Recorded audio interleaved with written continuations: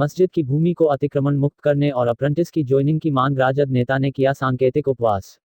बरियारपुर मस्जिद की जमीन पर मंत्री द्वारा कब्जा किए जाने के प्रकरण को लेकर जिला सचिव राजेश रमन उर्फ राजू यादव अपने आवास पर 11 बजे दिन से 1 बजे दिन तक सांकेतिक उपवास रखा। जिला प्रशासन की उदासीनता का विरोध प्रकट किया। मस्जिद की जमीन को जो कब्जा किया है, उस उद्देश्य से हमारे प्रतिनिधि भी कल जिला अधिकारी से मिले थे। हम लोगों का ये कहना है कि अगर ज़मीन वापस नहीं लिए हैं, ज़मीन मंत्री जी के द्वारा अतिक्रमण नहीं किया गया है, तो जिलाधिकारी जल्दी से इस बात का स्पष्ट करे ताकि लोगों में भ्रम पैदा ना हो। क्योंकि हम लोगों ने देखा, सब कुछ जाके समझा और देखा कि मंत्री जी के द्वारा ज़मीन कब्जा किया गया है। क्योंकि मस्जिद की ज़मीन को कब्जा करना अच्छी बात नहीं है, इसलिए हम लोगों का निवेदन है कि जिलाधिकारी साहब जल्द से जल्द इस बात को क्लियर करें। जहाँ तक की बात हम लोग स्थानीय विधायक के बारे में बोलना चाह रहे हैं, हमारा जो भी विधायक पिछले 50 साल से बन रहा है, कोई भी हमारे स्थानीय मुद्दा को उठाते नहीं हैं। ना ही कारखाना में 22,000 कर्मचारी काम करते थे, आज 7,000 6,000 पे वो कर्मचारी का स्ट्रेंथ आ गया है। आखिर ऐसा क्यों?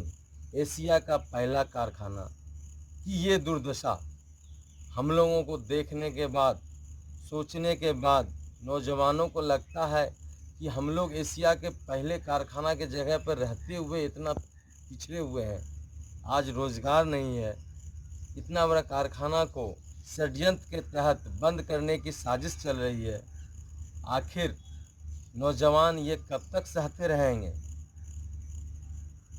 बहुत सारा काम यहाँ से, पहले चक्का यहीं बनता था, ब्रेक यहीं बनता था, बहुत सारा काम ऐसा था जहाँ से लोड को हटा दिया गया। साजिश के तहत ये कारखाना को समाप्त करने कोशिश हो रही है, जिसको हम लोग हरगिज़ नहीं होने देंगे। सारे नौजवानों में आक्रोश है कि किसी भी तरह इस कारखाने को बचाने के लिए हम लोग समर्पित रहेंगे, चाहे इसके लिए हम लोगों को जान भी क्यों ना देनी पड़े। सारे नौजवान साथ हैं, हम लोग किसी भी तरह से इस चीज़ को यहाँ से उठने नहीं देंगे। डीजल सेट का सारा कर्मचारी यहाँ से साहिबगंज ट्रांसफ़र कर लिया गया। चूँकि हम लोगों का पूरा फ्यूल से लेके बरहवा तक जो विद्युतीकरण नहीं था, मालदा तक, वो भी हो गया लगभग। तो इसलिए इस डीजल सेट को इंजन मरम्मत, रेल इलेक्ट्रिक इंजन मरम्मत कारखाना बना दिया जाए। चूँकि जमालपुर औद्योगिक क्षेत्र के लिए बहुत अच्छा जगह है।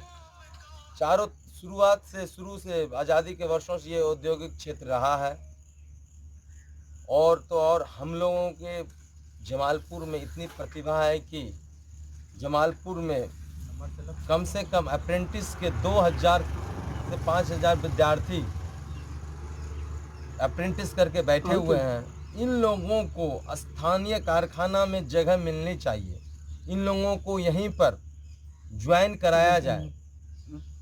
यहाँ पे जो संभव है कराया, नहीं तो चितरंजन है, लिलवा है, कचरापाड़ा है, हमारे ईस्टर्न रेलवे के आसपास में इन लोगों को जल्द से जल्द ज्वाइन कराया जाए। सारे छात्र 3 साल तपस्या करके अप्रेंटिस की ट्रेनिंग करके बैठे हुए हैं।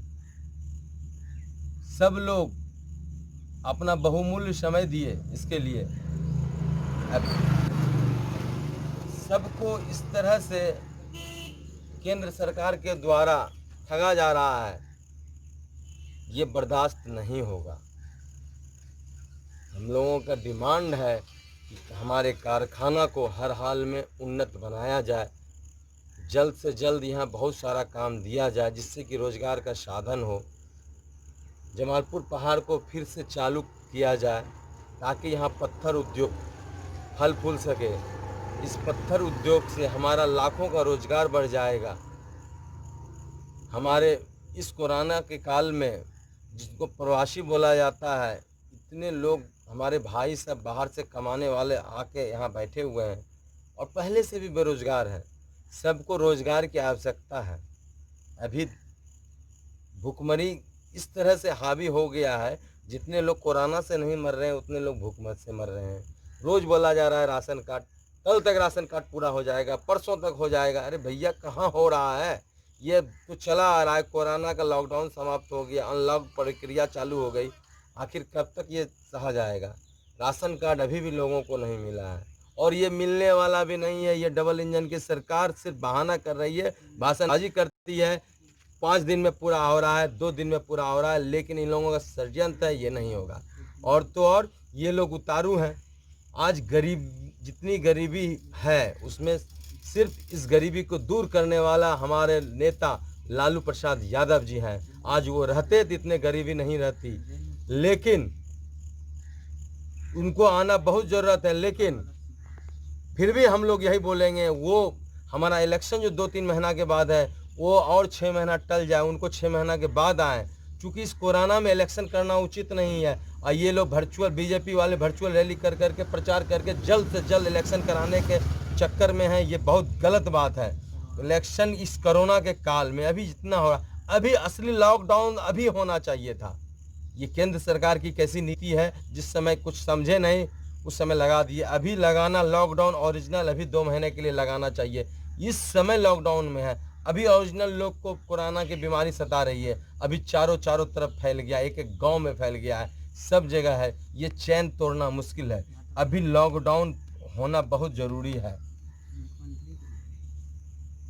मुख्यमंत्री जी अपने घर में 6 डॉक्टर 6 नर्स लगा के हॉस्पिटल खोल लिए, अपना जांच 2 घंटा में करा लेते हैं। अपने भतीजी के लिए मुख्यमंत्री आवास में ही हॉस्पिटल खोलवा लिए। ये क्या है? कोविड-19 सबके लिए है भैया।